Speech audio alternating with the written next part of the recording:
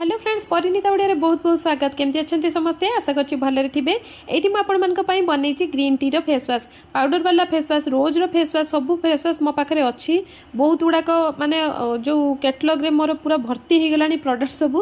तो जो माने भी आज नुआ करके आसीचंती मो चैनल नुआ करके विजिट करूचंती सेमान को मोर गोटे अनुरोध आपण व्हाट्सएप जॉइन करंतु व्हाट्सएप रे मते कैटलॉग मागंतु म आपण को देबी सब नेचुरल प्रोडक्ट रो कैटलॉग वेबसाइट आपण को देबी आपण सेठी देखि परिबे केते प्रकार रो फेस वाश मुझे रेडी कर ग्रीन टी रो फेस वाश आपको लगेले आपंकर आक्ने पिंपल रो समस्या दूर हम टान हो जाऊँगी ऑयली स्किन हो जाऊँगी खरा दिन पूरा परफेक्ट खरा दिन शीत दिन सबरे भी यूज करी हबो।